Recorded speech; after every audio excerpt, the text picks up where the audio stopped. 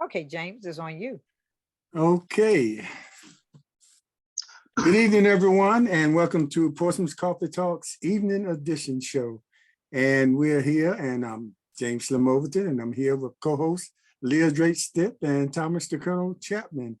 Hello, co-host. Hello, how are you? How you doing? Another Thursday evening. Another Thursday evening. Boy, Yes, these shows are just running back to back, it seems. yes, it's getting tighter and tighter, you know, Tighter and then tighter. then we had 2 shows Monday, so Yes. who knows? We might be on here every night. Well, no, we can't do that because we got Bible study, we got other things. That's right. We have other things that we need to do. And James, but every once in a since you mentioned the Monday night show, let us encourage individuals to come out for the Run for Humanity on Saturday. Yes.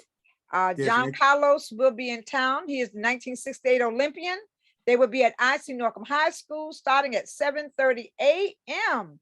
Come on out and meet John Carlos and Run for Humanity. And go to James' YouTube page, subscribe and like the interview we did with John Carlos on last Monday evening.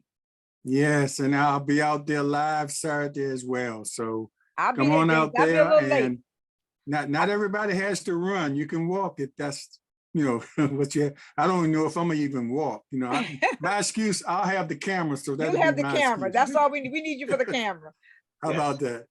Well, tonight we have a special guest, and she's she's a special guest, but she's no stranger to our show. She was on one of the original shows we had when I did it solo, and I always like to mention that when we have guests come on, that how far they go back with us. And when we were back in the what's he call it, the 555 building? 555 building. 555 building on Fenchurch Street in Norfolk. And it's no longer there. It's been raised. Yes. But anyway, that's where we started with her, and then she came on when we transitioned into Portsmouth Coffee Talk. Her and the former director of Portsmouth Health Department, Dr. James. But anyway, we have Avanti Allen Benson here with us, and she's the population health manager of the Portsmouth Health Department. And she's here with us today and to talk about a upcoming program, and some other things about the health department. But welcome, Avanti. Thanks for agreeing to come on and talk about. Well, this is Breast Cancer Month, so it's appropriate that we have you here today to talk about the upcoming event. So tell us a little bit about that. First, thank you for inviting me. I love this show, and I love it even more now that it's in the evening. We don't have to get up until dark 30. Yeah, everybody's saying that now. We're gonna have to. But it's a work. You all have important topics that we need to talk about. Yes. Now, even though this is October, breast cancer is 365 days a year. So I always tell people that, yes, we celebrate in October. And I say celebrate because we have women who have beat the battle. We have some who are still thriving, and there are a lot of testimonies, but we want to educate women and men in regards to breast cancer. So on October 20th, that's a Thursday, we will have a breast cancer resource event in our parking lot.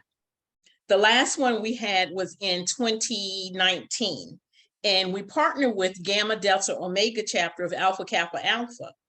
And with the health department, we have to partner.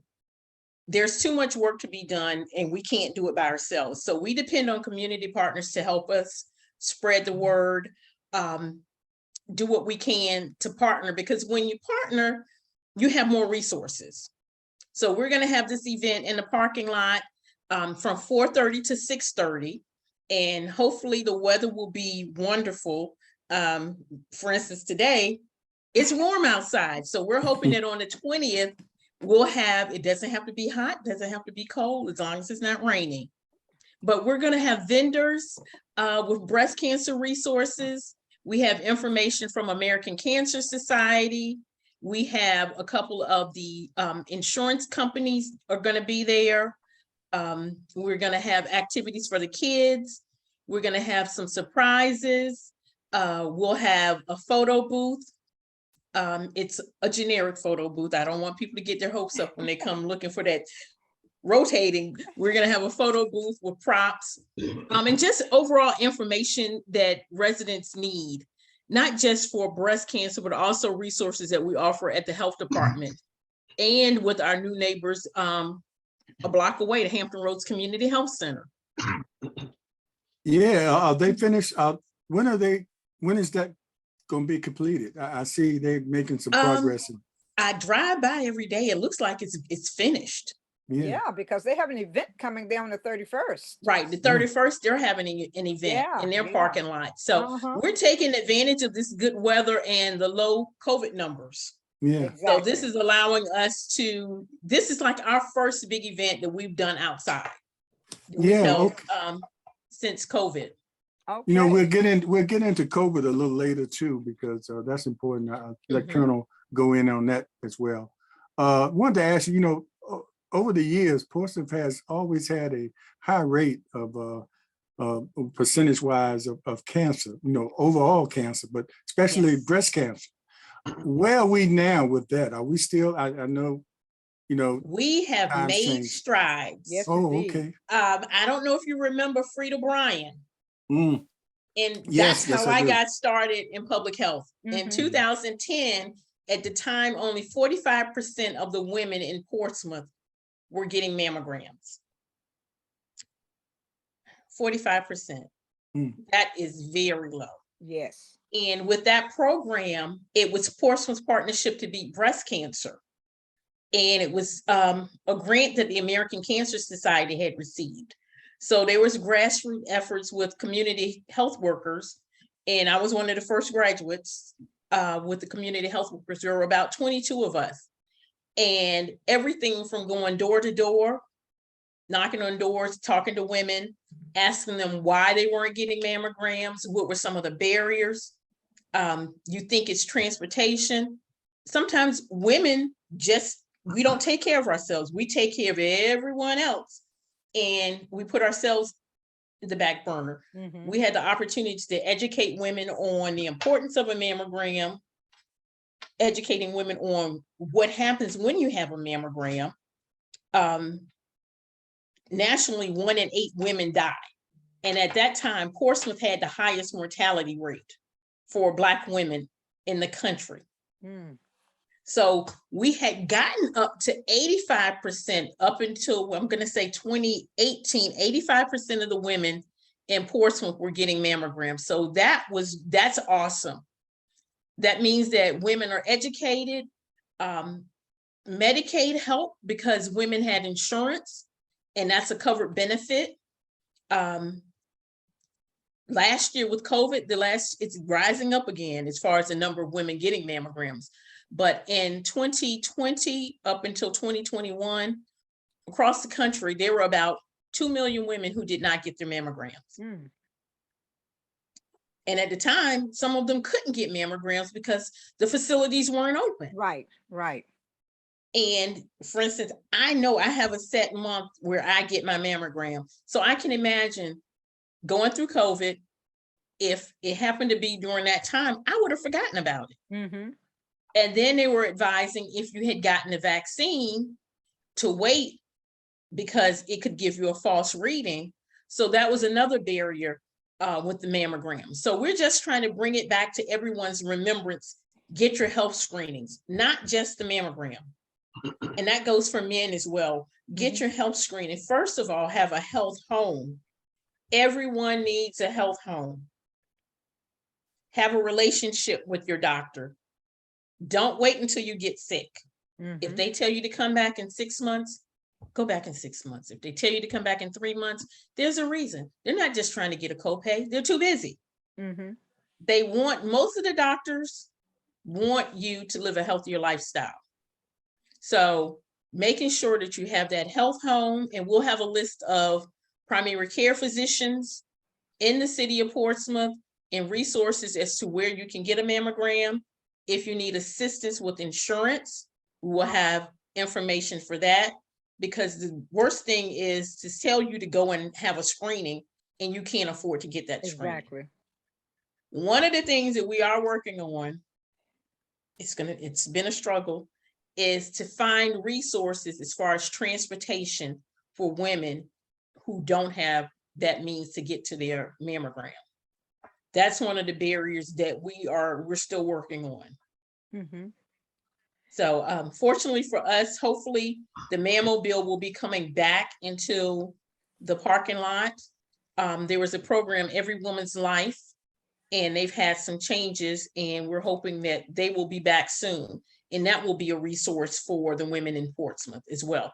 And then occasionally they do go to the Hampton Roads Community Health Center. Mhm. So there are resources available. What I have found that it does not matter with women, insured or uninsured. Sometimes we just forget. That's true. So what we're doing, we're going to have a list, a little sheet for women to sign up, name, address, phone number, or email. Have you had your mammogram?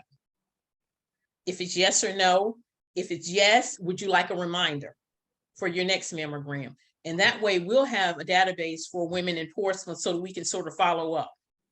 And especially for those who have not had a mammogram, 2019, I can use that as an example. We had about 10 women who had not had a mammogram. We had 6 who did not have insurance. But fortunately, Hampton Roads Community Health Center was having their event that following week, and they were able to get them in to be screened. And fortunately, they all came back with great results. Good, So good. no one was diagnosed with cancer. Mhm. Because right now, that's early detection is the key for all of the cancers. And you know, it's So that's important too that exciting. we either set a birth date month or the month of October as a reminder. Have a month that's as a reminder that it's Mhm. now time for you to go and have your mammogram done, and don't skip over it. Don't skip over Right. it. Make Exactly. Yes, make it your business to get there and have it done. Yes. And like you said, having a month, I started out with having mine, like you said, my birthday month. This is October is my birthday month. Happy birthday. Thank you. And let's see, I was 35 when I got my first mammogram, even though the screening age was 40. I actually found a lump. So I started early. And through the years, 20 some years, I'm now at July. So I got off schedule, but I'm not gonna get off schedule so that I can get back on to October. Right. So Right. I make sure, even I was fortunate, I was able to get my mammogram during COVID. Uh-huh. So I was one of the fortunate ones when they opened up selective procedures again. I was still able to get my mammogram and not miss a year. So I was very fortunate. Mm. Okay, so for women, it's the mammogram. How are men detecting breast cancer? They're feeling a lump. Some men, and it's about 5% of men get breast cancer. If they're in the shower and they feel something, they feel a knot. And I always tell people, know your body. No one should know your body better than you. If Mhm. you feel something that's abnormal, get it checked out. Mhm. And if the answer that you receive from your doctor is not what you want to hear, ask if you can get a follow-up Yes. or get a second opinion. And Mhm. I always say, if you don't feel like you are the most important person in that chair, you can fire your doctor and get a new one. Mhm. So you have to make sure that they listen to you. You know your body. And that's one of the things, American Cancer no longer recommends or teaches self-screening. At one time when I was a volunteer 10 plus years ago, we were teaching women how to check their breast.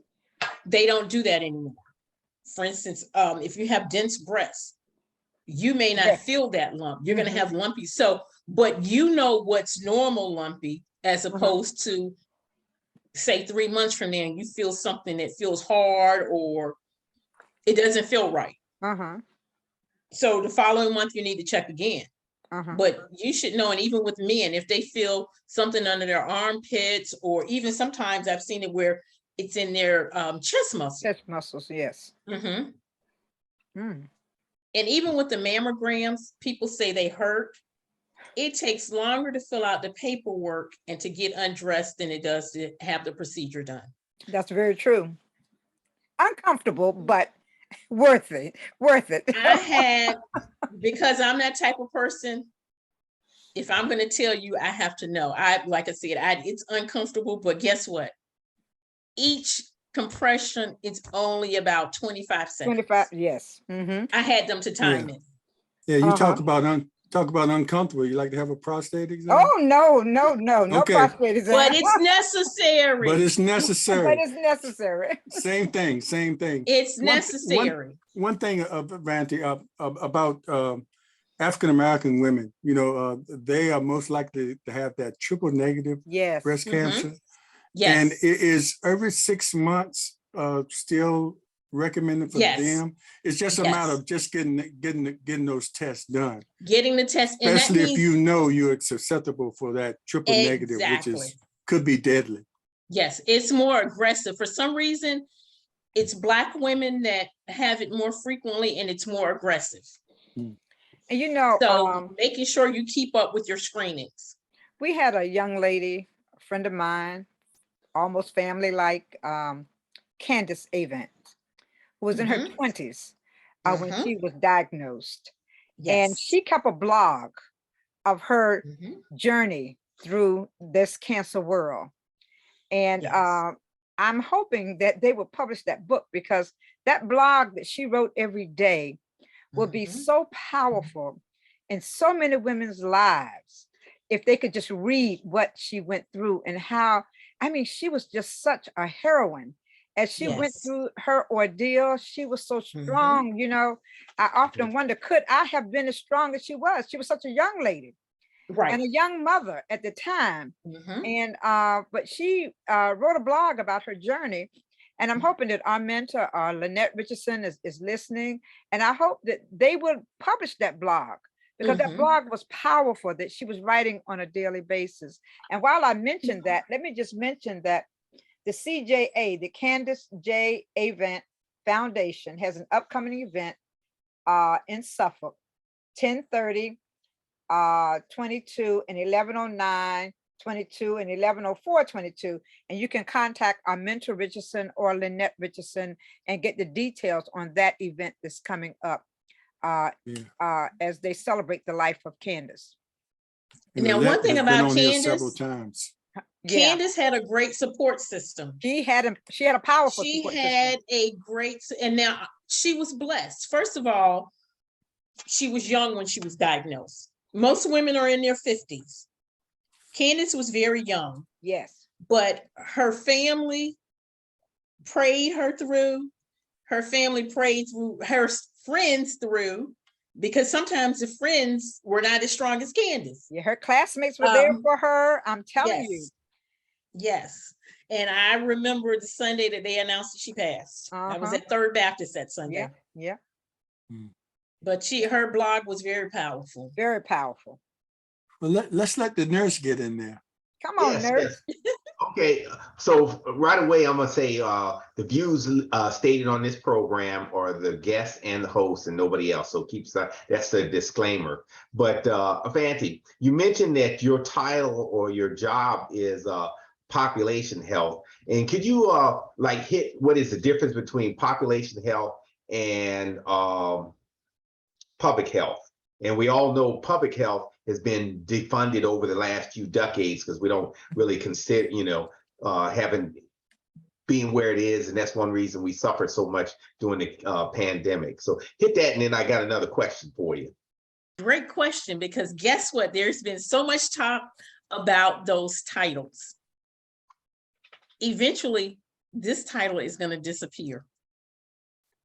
And it's all about community health. Okay. Because population includes everyone. Public health at the time was known for the services that they provided. But population health means that we try to find ways to improve the health outcomes of all residents and all citizens.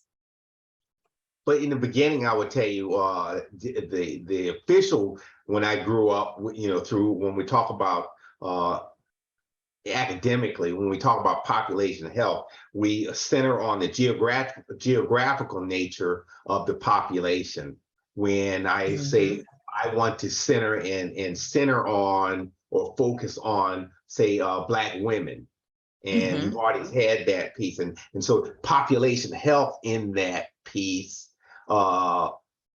is more centered, is more focused on one geographical nature or segment in public health, and public health being more of a global or community health piece. Because remember, when I went through nursing school, we had community health, and then we had the discussions of what population health and stuff like that. But you make reference to Portsmouth having the highest breast cancer rates a few years back. And yes. Yes. And then so we look at, so we have to ask our question, why? We look at our environment and genetics, lack of the population being a lack of healthcare insurance, lack of our providers putting emphasis on it, and the teaching within our own families. Exactly. And that's why we've improved, our health outcomes have improved when it comes to breast health, because we started talking about it. Yes. Yes. When you only have 45% of your women getting mammograms, that's horrible. It is horrible. Between that, Medicaid, because at one time we had quite a few people who did not have insurance. So that helped. All of those things helped to improve those outcomes. And I can say this, originally with that grant, the goal was to get 600 women screened for mammograms. Within 15 months, 3,600 women were screened. All right. And you know what? When do you think that we need to start really talking to young people about this? Sometimes the young girls, they don't get the information in their homes. They, of course, they're not looking at the media and things of that nature. When is a good time for us to start talking to young women so that they will realize that these are things that they need to take care of? First, we need to get the parents to start talking, because, and one thing that the Colonel stated, or excuse me, Mr. Chapman. He's the Colonel. Yes, we call him the Colonel. We call him the Colonel. When we talk about family health history, at one time, especially with the African American community, we didn't talk about health history. Exactly. Cancer was a bad word. It was. And for instance, the cousin that was in the back room that everyone thought was crazy, he wasn't crazy, he had epilepsy. Exactly. Now we talk more about our health history than we used to. Because at one time, you would have someone in the family die, no one knew what grandma died from. But now we talk about it. But as far as the age, I don't think there's ever, when you start talking about the anatomy with your children, and the older they get, there are different topics that you need to discuss. Now, I do know that it's not talked about in the elementary and high schools. Right. But when you're in college, you need to know. Exactly. So that's the importance of making sure that your children go to the doctor, and now all children should have health insurance.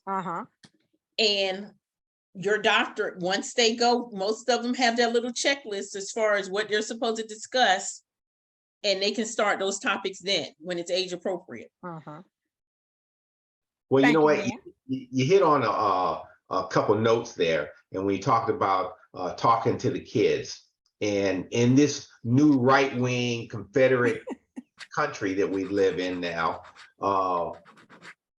in the name of freedom, they don't want anything taught, any health issues taught in the elementary school, junior high, and in the high schools, because they say the parents are going to teach it, but they're not teaching. We already know that, and the statistics already says that.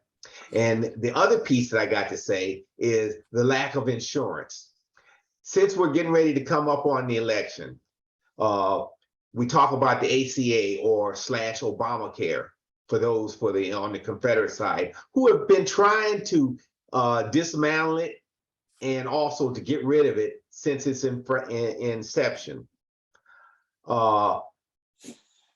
We as a people overall have not had insurance or access to the insurance, which has an effect on you getting your mammogram and other preventative issues, that things were wrapped up, like our colonoscopies was screenings was in the Obamacare or ACA piece, and all those preventative things. There's thousands or tens of thousands of people here on this earth that didn't die because of that. And so when you look at turning back power over to the Confederates again in November, just write off those tens of thousands of people, because they're the ones that wanted to get rid of your health care. And so I had to get that off my chest. Oh, matter of fact, I got one more thing. You talk about cancer. President Biden has made it an ambitious goal that we're going to try to eliminate all cancers, and breast cancer being on the top of that list, what we call the cancer moonshot.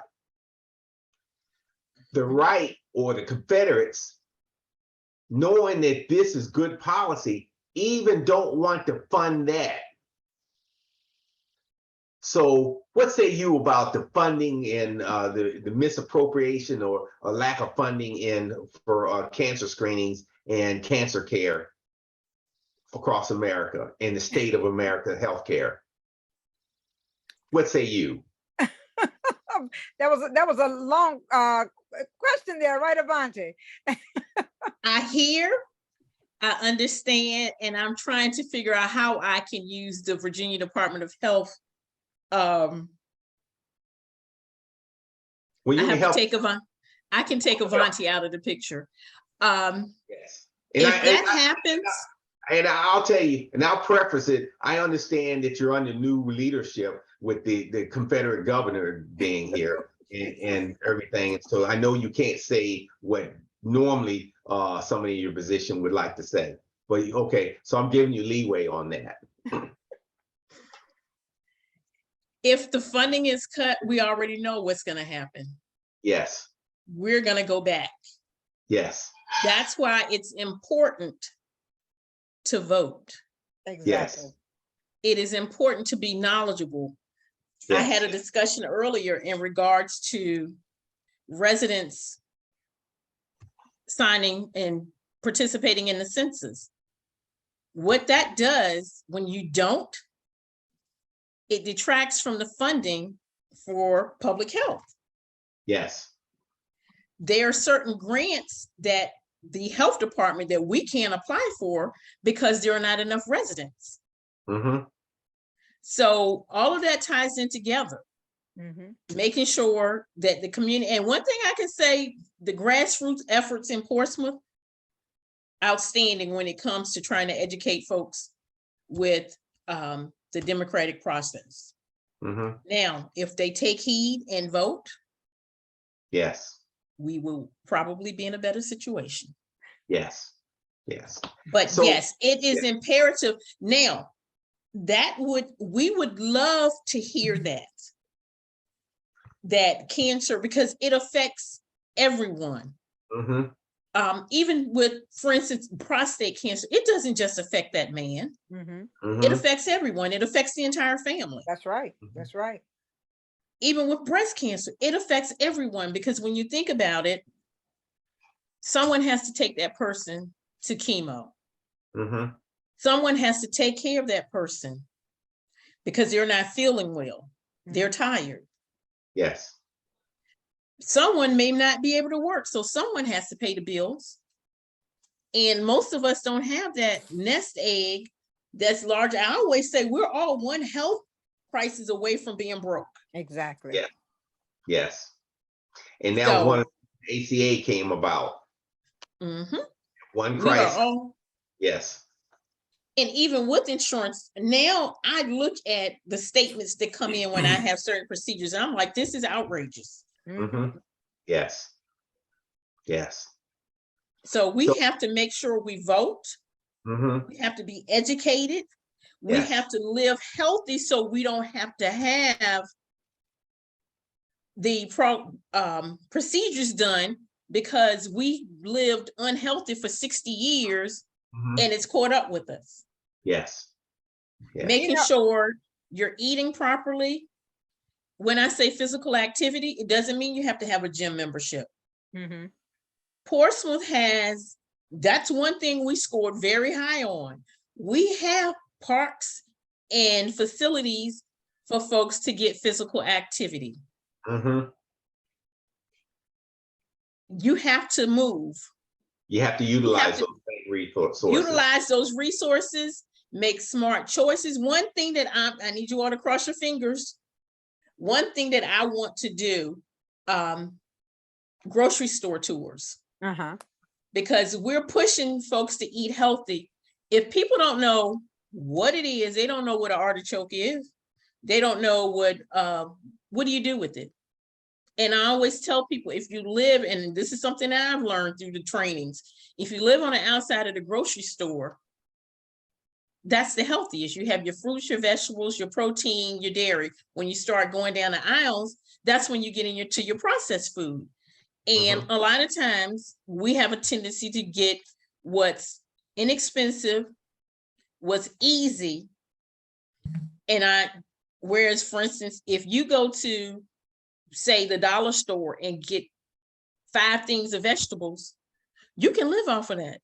But for some reason, we need to have some processed pasta, that processed mac and cheese. We don't want to cook fresh vegetables, even though growing up, that's all we had. Grandpa, and I remember for a fact, my grandmother would refuse to use a can of any type of vegetable. Everything was fresh. So re-educating people on how to eat healthy, getting rid of the sodas, because now, in addition to cancer, we're concerned about obesity with the children during COVID, because a lot of them were sitting home eating anything and everything. Right. And that's a stress factor. I know when it snows, I look forward to, because I sit in the house and I just eat. Mhm. And I'm not going to say I choose the healthiest snacks either. Well, you know what? And you hit something right there when you said grocery store surveys. And so anybody, you can do a informal grocery store survey, and you go in the first of the month, and you see when the basket comes through, and you see all the fried stuff and the hot dogs and 4 bags of chips and the sodas and all the stuff that you had mentioned. And you'd have to go down to the bottom to see one thing of any vegetables or anything like that. Right. So that is a problem, because people are Yes. trying to make things last, and they don't have not say the education, but they're just trying to quick fast foods, but I don't have to think about cooking because I can throw them. I bought every chicken wing that's in the place, and that's the only meat I got in there, because you done took all the chicken wings out. And so you're serving them kids number chicken wings and fries for 2 weeks out of the month. You know something's wrong. And the kid's 11 years old, and he weighs 250 already. So that's another commentary there. So, but as I digress. Well, everything that you're saying is true. It is true. It's the hard truth. And But a lot of this, yeah. I can say that the food banks have gotten a lot better. Mhm. The options that people have now are healthier. Yes. But the thing about it, we have to teach them how to prepare those items. We can Yes. give you all the healthy food in the world. If you don't know how to prepare it, you're not going to use it. And Yeah. that's one thing the school system has been doing. I know it stopped during COVID, but they would have the food bank to bring the foods in, and then they would have the Mercy chefs there with the There you go. recipes and to show the parents how to cook the items that they were giving them. And they would give you Yes. recipes for each item that you were picking up in the basket. Yeah. So Exactly. For instance, one of the nights that we were at one of the elementary schools, I learned how to use cauliflower instead of potatoes. Mhm. My father has CKD and he can't have potassium. So I fixed the cauliflower and he was like, this tastes just like potatoes. Mhm. And you don't have all of the carbs, you don't have all of the starch. Mhm. So teaching them now, American Heart Association, a couple of prior to COVID, had a program in Portsmouth where they were teaching healthy cooking, and the residents were able to leave with a bag of groceries for those items for enough for 6 people. Mhm. So we have to start educating what to eat, how to eat, when to eat, and how much, because we have gotten away from, well, I don't know, well, we were told eat everything on your plate. First of all, we put too much on our plate. Mhm. And you're taught to eat everything you have on the plate. Yes. So we have a display that we take out and it shows your portions. Mhm. And one is a fish, but there's a cell phone in the middle. And people are like, is that all the meat I'm supposed to eat? Yes. And then you have your vegetables and your starch. They're like, that's not enough food. Well, if you eat 3 healthy meals a day, along with the 2 snacks, it's more than enough. Mhm. Mhm. And even when we do education, I always tell people, I know I have to feed you to get you to come out, but guess what? You're going to have some healthy snacks. Mhm. And I'm a big proponent of infused water, Mhm. because folks want something, and my passion, my vice, iced tea. Mine too. And lemonade. Iced tea and lemonade. But infused water, and people are like, what's that? I said, at one organization, I was able to do a field trip, and everyone got, I said, get a gallon of water and then we went to the vegetable section, get your favorite fruit. When you put fresh strawberries, mint leaves, and one of the programs that we had with the youth, I can't think of the apartment complex in Portsmouth, it's off of Victory Boulevard. One of the projects that the children wanted was a community garden. And this was their idea. And our DIS staff member, he worked with them and he said, this is what they want. And he explained that was not going to be an easy task. And everyone wants a community garden until it's time to pull out those weeds. Mhm. They did very well. The community, the apartment manager was very engaged. We were able to get someone to till that particular plot. They planted their veggies, they watched them grow. They learned how to do that. One other area, we were able to do herb gardens, because Mhm. all we know, the only spices we know are salt and pepper. Mhm. When we do know garlic powder and onion powder, but, and I always use my dad as an example. He can't sue me. He has always used fresh herbs. And I said, you're just using chopped up grass. Uh-huh. But that was therapy during COVID. We bought him herb plants and he repotted them outside. So now we have a basil bush and bay leaves. It's the size of a tree. Mhm. When you put that on, say, eggplant with bay leaves and a tomato, it's actually good. And Mhm. I'm that person, I'm like, that doesn't look good, but it's actually good and it's healthy Mhm. Yes. with a little bit of pepper. So getting people things that they can do that you don't have to have a yard. If you have a window, you can start with your herbs. And that's one of the first things we can start with, getting rid of the salt, what we're Yes. putting in our body. What we put in our body has an effect on all of these chronic diseases, between cancer, high blood pressure, diabetes. They all stem from obesity. Yes. And even with high blood pressure, you don't have to be obese to have high blood pressure. Yes. And the other thing, take your meds. If you're on them, take them. Take your meds. Take your meds. Because if you don't take your meds, you have a couple outcomes. You're going to have a stroke. Mm-hmm. You're going to go into kidney failure, Mm-hmm. and then have the stroke, or the undertaker's coming to get you. Mm. And with the kidney failure, think about it. 10 years ago, you would have to go about 10, 15 miles to get to a dialysis unit.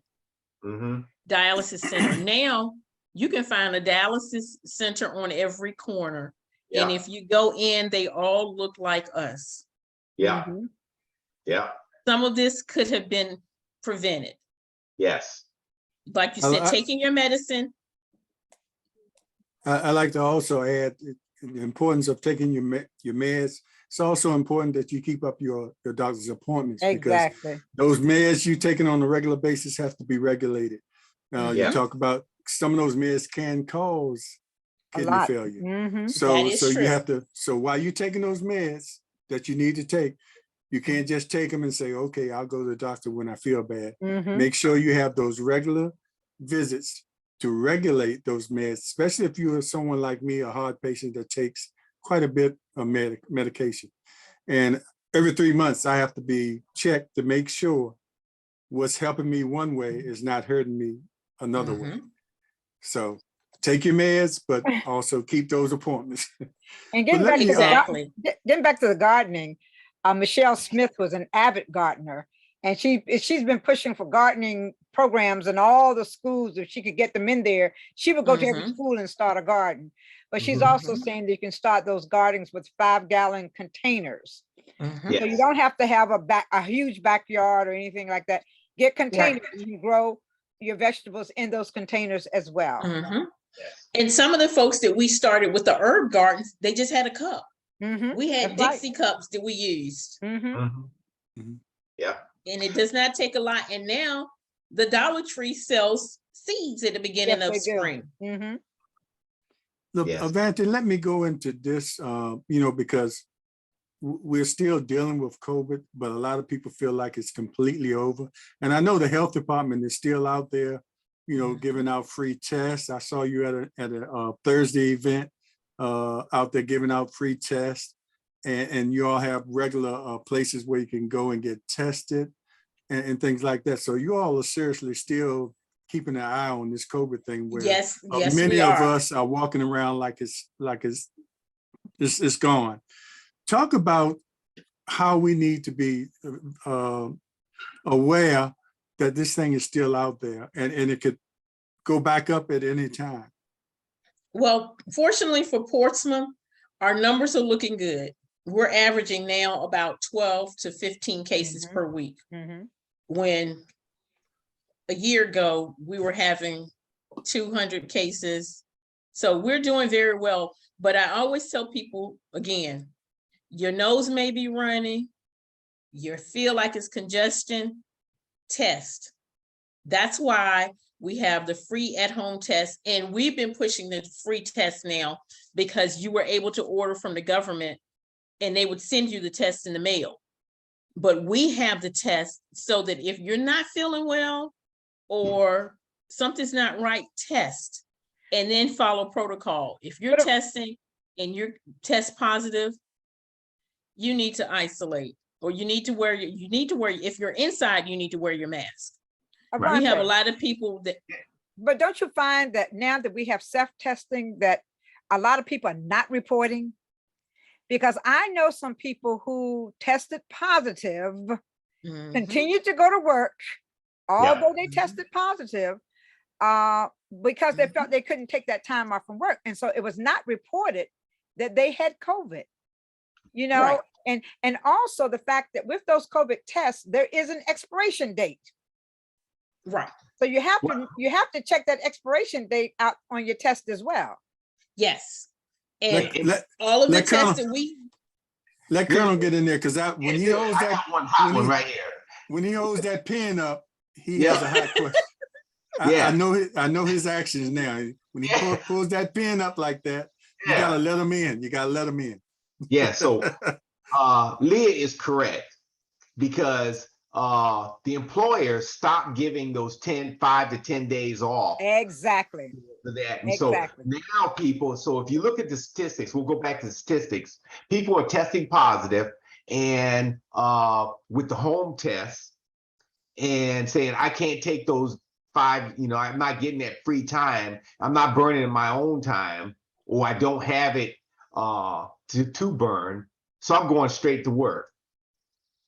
And as long as I hide it, then they're doing that. And so those numbers aren't reflected in the in the public stats, health in the stats. numbers. Mhm. In the But statistics. Colonel, Yeah. how can you prove if you take the home test? I guess if you go to a hospital and take it, you have some kind of documentation to Right. take to your job to say, look, I've been tested positive at Centera and I need to be off.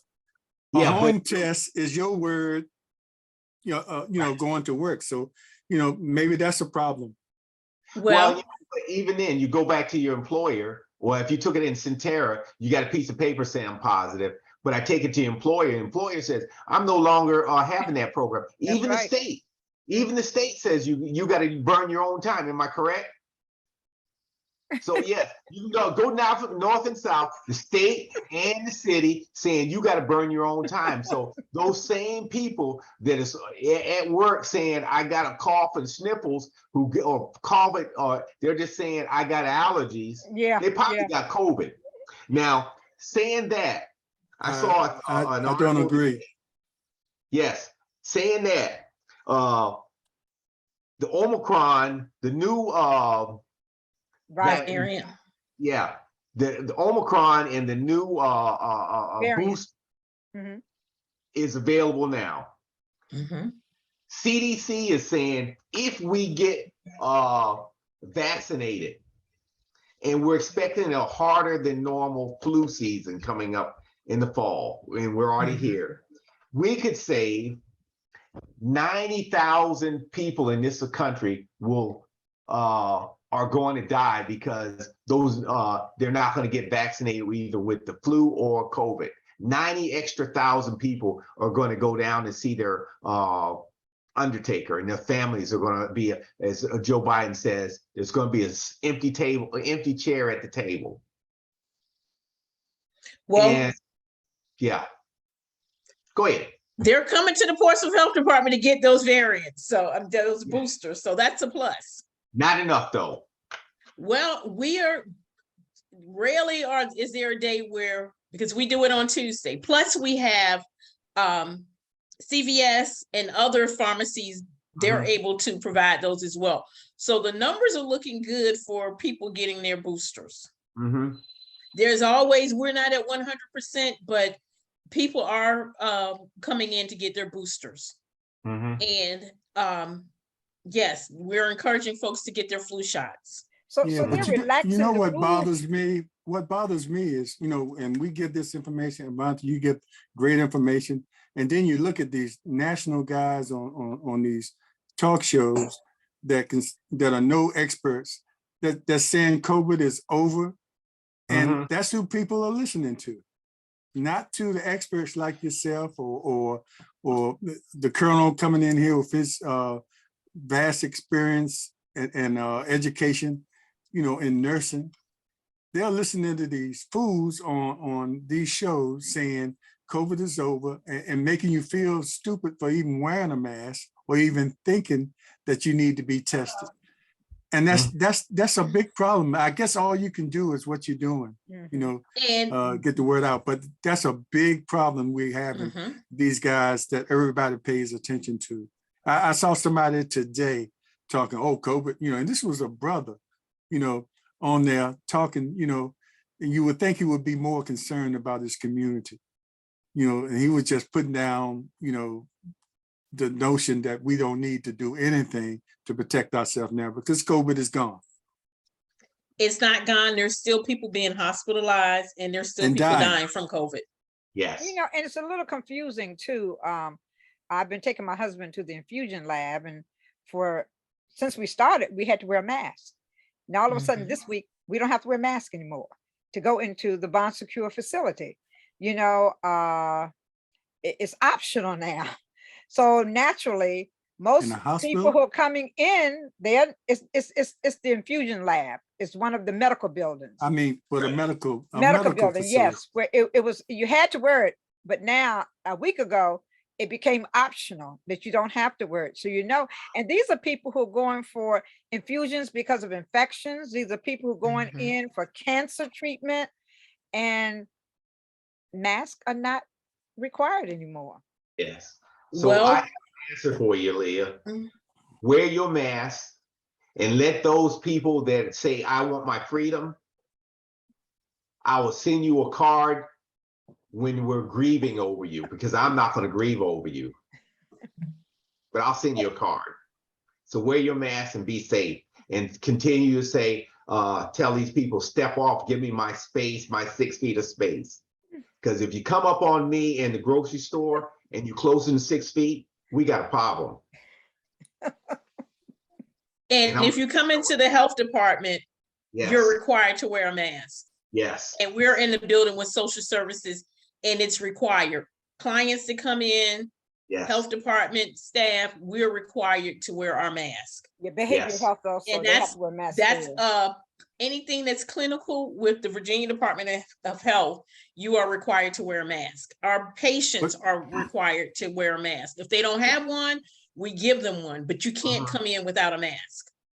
You would think it would be the same in City Hall, you know, because it's a public building, even though it's not a health facility. It's a public building where people are coming in there with all kinds of things. But, you know, that's Well, I know the way social it is. services requires a mask. And courts require masks too. Yeah.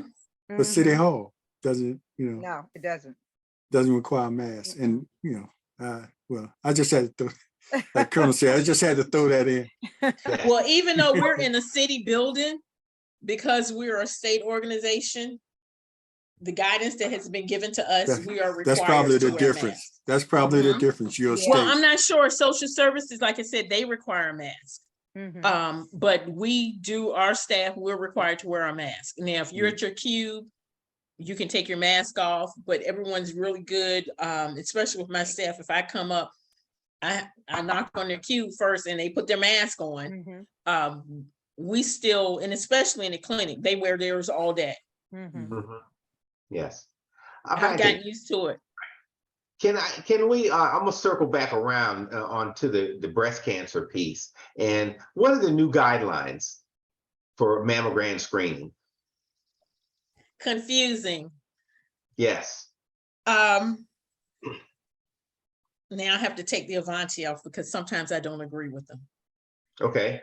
40 to 55, they're saying once a year. Once you turn 55, they're saying every 2 years. Now, Can switch if to, you, yes, I mean, actually you have the option of going every other year. yes. Yes, Now, do you want to know what I do? every year. Yes. Yes. Oh, I'm telling my age. I am over 55. When does it stop? As long as you're healthy. Yeah. My mom waited, let's see, she was 79 up until she was 77. So, and that was her choice. They were telling her no, she didn't have to have it. She's like, yes, I want it. Yeah. Now, there's always an exception. We have that 40, 45 age range for the baseline to start your mammograms. But if you have a family member who was diagnosed with breast cancer, it's normally 10 years earlier. For instance, if the mom was diagnosed at 45, the daughter would start at 35. But knowing, that's where knowing your family history, your health history, having that relationship with your physician. And also there are some factors like if you start menstruating at an early age, if you have your menopause at an early age, all of these, obesity is a factor. So all of those are factors. Smoking is a factor. Alcohol is a factor. So you have to look at all the factors that come into play. Childless. What was that, Colonel? No children. No children. Early birth control is a factor. So there are a lot of factors that you need to look at, those factors that can be one of the causes for breast cancer. So you need to know these factors and what you need to look out for. Yes. And being your own best advocate. Exactly. Like I said, no one should know your body better than you do. And if something doesn't feel right, get it checked out. Get a second opinion. And especially with the seniors, they have a tendency to take what the doctor says is gospel. Uh-huh. They don't understand a word that the doctor said. They don't want to challenge that doctor. Now that I'm a caregiver, I ask questions because I don't have an MD behind my name. Mm-hmm. And I always suggest that they take someone with them so that they can ask. And even Mr. Overton referred to the medications. Sometimes you shouldn't be taking certain medications with other medications. Exactly. Normally, the pharmacist is the one that's going to catch that. Right. Because your doctor's just writing that. Sometimes they will catch it, but your pharmacist having that going to the same pharmacist. And I know, sorry about that. I found that some pharmacists know the patients better than the physician. Exactly. Exactly. But making sure you're asking questions. If you're having side effects from some of your medications, don't just stop. Let your physician know, because your medication may need to be changed. Exactly. And then sometimes if you're on the same medication, your body may become immune to it and you need to switch. Mm-hmm. But that's something that you need to determine with your physician. Mm-hmm. Well, you know what, you mentioned that your doctors and especially if you're going to see multiple specialties in different clinics, and everybody's writing a script, and then the only person that puts it together is probably your internist, maybe, or you have to have one person to go to, and maybe it might be the clinical pharmacist that looks at your entire record, but somebody needs to evaluate all the medications that you're on, because there's contraindications and crosswalks and all these meds, and so you really have to be careful nowadays, especially if you've got 4 or 5 docs and they're all writing thinking they're God's gift and they know everything. They don't. And you got to check out those portals too. Like they Yes. said, they're putting all of your information in the portals. Each time that I've taken my husband to the doctor, I found that the medication is wrong in the portal. Yeah. That's why I keep his list of medication and dosage in my phone. And when Yeah. they're going through his records there, I find each time it's incorrect. The types of medication listed are incorrect. So I'm thinking, if you're sending it from facility to facility and everything is going to the portal, something is getting lost in between that information getting to that central location, you know? And that's why you need to make sure, like you said, you have a list. I always advise folks to keep a list of your medications in your wallet. Yeah. Yes. When you go to the doctor, take your medications. Mm-hmm. Take them with you. I have an advantage because I go to my heart specialist every 3 months. So, other doctors is like 6 months or maybe longer. So anything they prescribe to me has to go through my heart specialist, because I see them more often. I see them every 3 months. Yeah. So if my primary says, we want you to take this, I say, okay, I'll call my heart people and say, look, I've been prescribed this. How is this going to work with what I'm taking with my antidepressant? I mean, not immune suppressant drugs, you know. And sometimes they say you probably don't need to take that, or they will adjust the dosage. So, you know, and I'm fortunate that way because I do see somebody every 3 months, but most people don't see somebody every 3 months. So you have to be, like you mentioned earlier, your own advocate. You have to ask questions. You can't just rely that the doctor knows, because I've caught doctors wrong. Exactly. You know, especially when I was in the hospital, I caught them wrong. And that's what it convinced me that some of them, you know, they see a lot of patients and some of them can be wrong. So you need to question them if you feel uncomfortable about something. Don't just take for granted, you know, that they are always right. And like, take someone with you. Yeah. Because sometimes you just hear one thing. They may tell you something. Just like today, Avanti, I took my husband to the doctor. He heard one thing. I heard something entirely different. So, he heard and one I've thing, experienced that. And what I got was totally different than what he had gotten, you know? So. That's why I started going with my mother, because she would go in there and come out of there and say everything was fine. And Yes. when I started going with her, then that's when we found out she had cancer, and she could have, and had it for a while, so, when you get to that point, you need to, if you're at that point, you need to take somebody with you. Just like you said, Leah, I was hearing two different, everything was fine, but I was looking at her, said, it don't look fine. So I started going in there, listening to what the doctor was saying, That's and it was right. completely different. But by that time, it was well advanced, so. And But you know what? Carlotta Goodrich Mann writes that the PCP primary care physicians should be Mhm. cross-referencing all medications taken. Specialists should provide your PCP with all medications taken. Integrated medicine has many tier levels. And Carlotta, and I think that's why some things get lost in the process, is because it does have the many tier levels. Yeah. Sometimes things get left out or items are put in that, like one medication they said that he should have been taking. I have never gotten a prescription for it. So, having your list and checking your list each time you go in is extremely important. Yeah. Hey, let me just throw this in, is how this is just a little thing about HBCUs.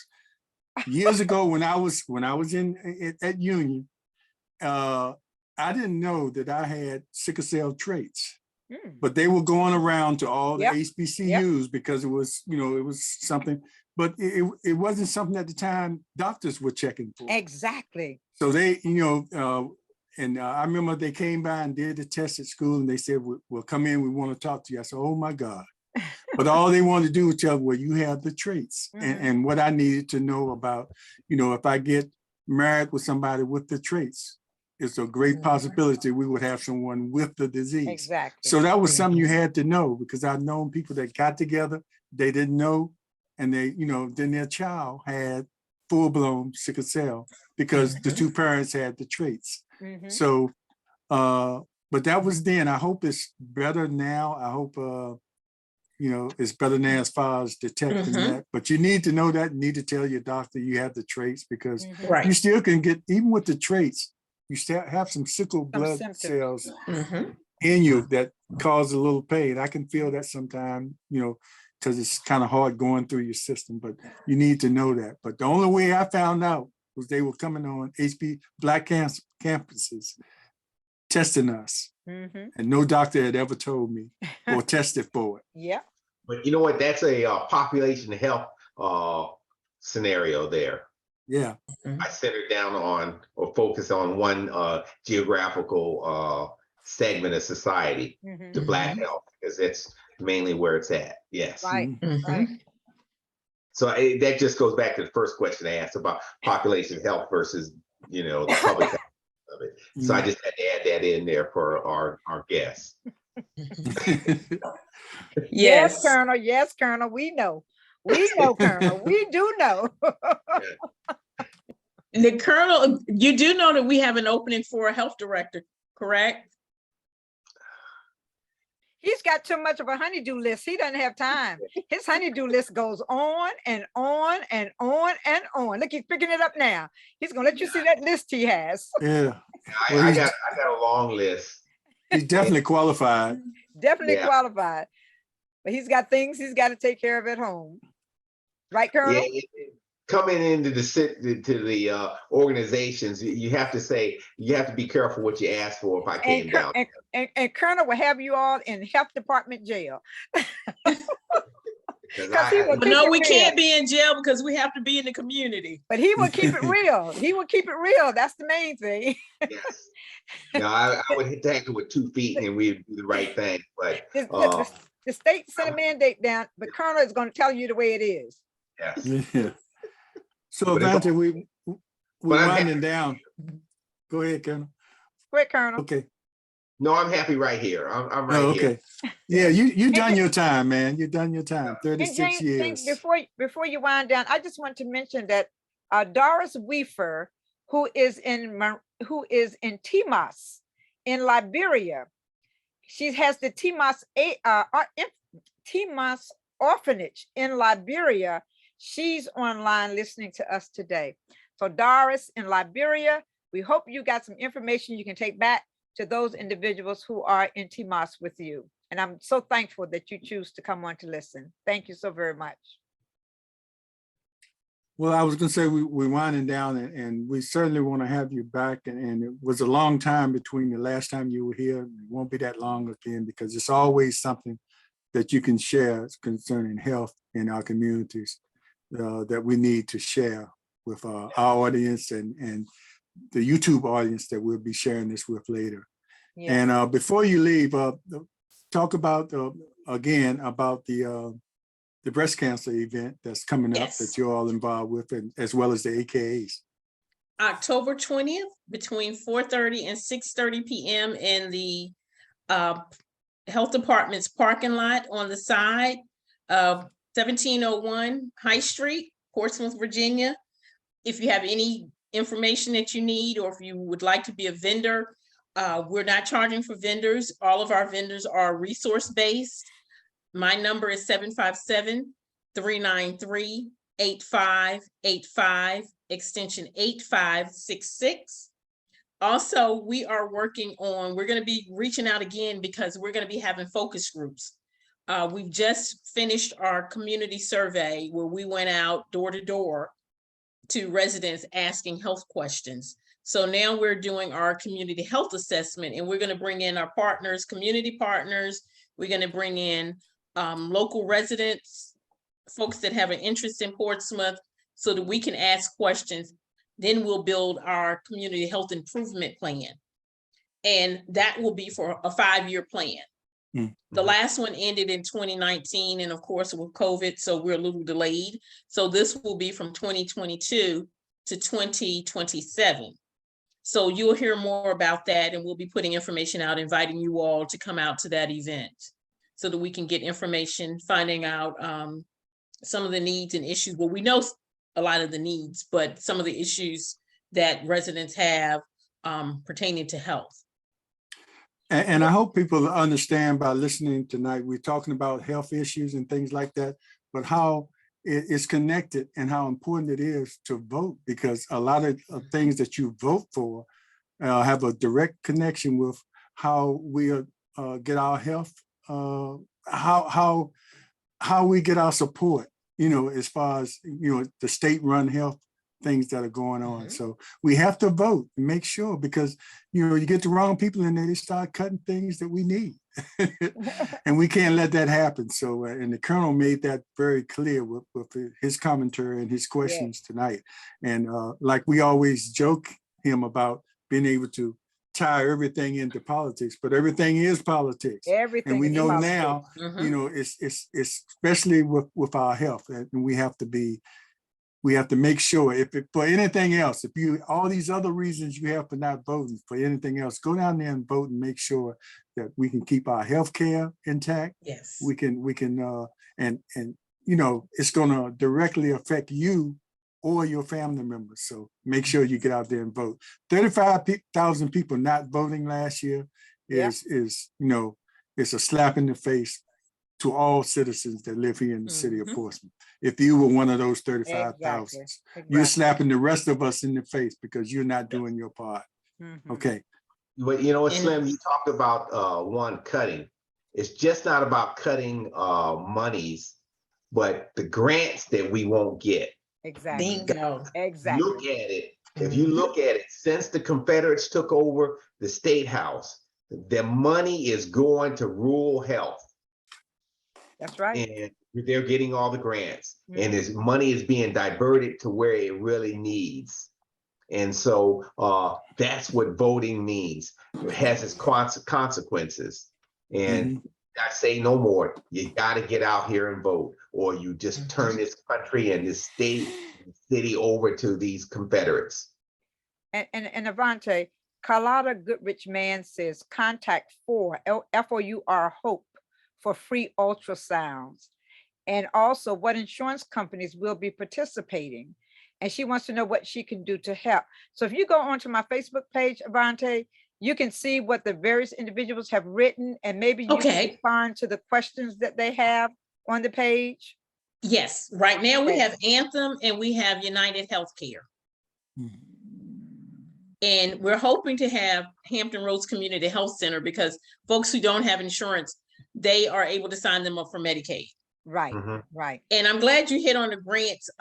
We're constantly applying for grants. We actually are working with George Mason with opioid addiction. Good. We're going to be partnering to try to get peer recovery specialists partnered with newly released inmates, so that that first 21 days, they're able to link them to the resources that they need, and they won't be out, what am I going to do? And then they turn back to their old ways. So we're actually, that one, we're working with them now. And we've applied for another grant. So let's cross our fingers, Yeah. because opioid addiction and the overdoses in Portsmouth, the numbers are very high. So we Yeah. need to tackle that. There's so many issues for us to tackle, but That's we're right. chipping away a little bit at a time at what we can do. And You know what, Avanti, and when we get the reentry program up and running again, the sheriff's department, which we had to stop because of COVID, but that's Right. one thing I need to partner with you on, to make sure that we get these peer counselors to Yes. come in to work with us as well.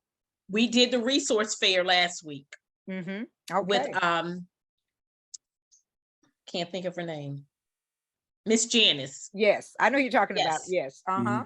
So there Good. was a resource fair at the social services building. Right. So there were about 20 different vendors that were there, and there was a nice crowd. And I was really impressed. Folks came out, and that's one thing I can say about the residents of Portsmouth.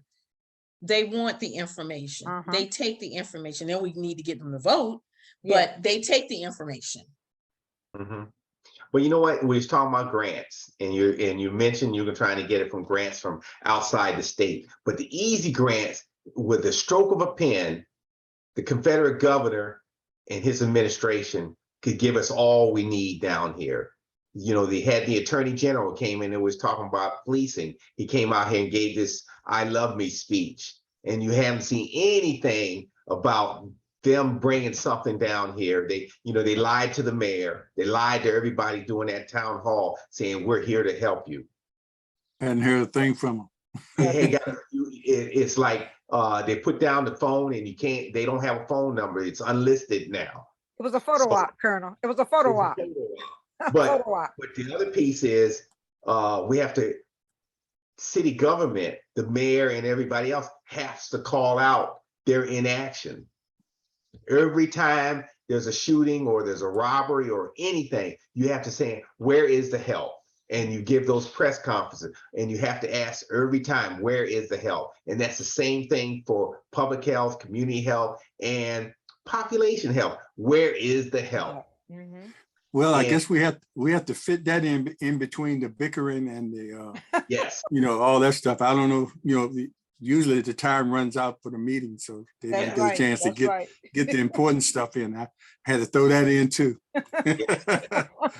That's just my thoughts on that. But some of these concepts we're discussing, some of the people on city council don't have the bandwidth to understand this, so I had to add that in. So okay, we were going to end this, but I'm glad you got that in, Colonel. But anyway, yes, you like that, don't you? I like it, Colonel. sir. I like that. more. He's got me using bandwidth now. When I'm talking to people, oh, they don't have the bandwidth. What are you talking about, baby? So that answers your question about me coming down and being a director, because I had to tell the truth and they couldn't take it. That's what I said, Colonel. Yeah. That's what I said. Well, I'm glad I can always call you as a resource when it comes to public health, Yes. population health, and community health. Yes. It's all good. Okay, I guess we made I always give an opportunity to make a last statement, but I guess we all made our last statement. Now, unless anybody else has anything to say, we can. I just want to thank get rid of this. Avanti for coming on again and sharing that information, and this information that we truly need. And I hope that the citizens will heed your words and get out and get the mammograms and watch their medications and do all the great things that you talked about. And most of all, vote. But don't just vote smart. Yes. Vote smart. Don't Yes. vote because somebody's your friend. Don't vote because I like this person. See what they're bringing to the table before you vote. Yes. Check them out thoroughly. Mm-hmm. Mm-hmm. So that's my last word, James. Yes, and when you see employees from the Portsmouth Health Department, thank them for what they do. Yes, yes. You know, Yeah. most of them go well beyond what they are asked to do. So just thank them for what they do. I think they deserve that from us. Well, thank you. And I'm going to say most employees who work at any of the health departments work there because they love the job and they love the people. Right. Yes, Right. indeed. It is a very hard job. I will tell you that. And having done community health back in the day, and throughout my military career, and done population health, and looked at the studies and saying, and then I could sit down here and talk about that all day long. But we only have an hour, and we're always 15 minutes over. So I'm gonna have to do and have to catch you next time. So you got to come on back here so you can get round 2 and round 3. This is like a 50 rounders. So, yeah. We're on the same team. Yeah. We're striving to make Yeah. Portsmouth one of the healthiest cities in the country. Yes. Yes. That is the name of the game. And I can say every community event where I'm vending, Avanti is there right beside me. Every event, Yeah. we're all over the city all the time. Right, Avanti? I try. I can't do my job in my office. Because Yes. you out. I like being called, "Hey, health department lady." So I enjoy it. Yes. Great, great. Well, And thanks we again. have a great team. So the team, I'm normally the one that doesn't mind getting on the camera, but the supporting actors and the team that we have, they're great. They're great. Mhm. Yes, and we certainly appreciate them too. We know it takes a team to do all the things Yes. that you do down there Right. at that department. Our appreciate nurses it. that deal with the patients every day, even our finance team. Mm-hmm. Everybody has a role and they play it well. Yes. Everybody has a role. Even the janitor has a role. So we have Everybody, Yes. that's right. They have a There's- very important role. Exactly. Exactly. So that's why I had to bring them in. Totally. Yes. Yes. Okay, well, thanks again. And Portsmouth Coffee Talk is here for our voice. Our community. In our future. All right. Thank you, Avanti. Thank you so very much. Thank you. Okay. Tell your dad hello. Yes, I tell my will. Sam I said hi. I Her will. dad We is have Sam. 2 more trips. I'm Huh? sorry. Go ahead. How do I get a Donation today. Wait a minute. Yep.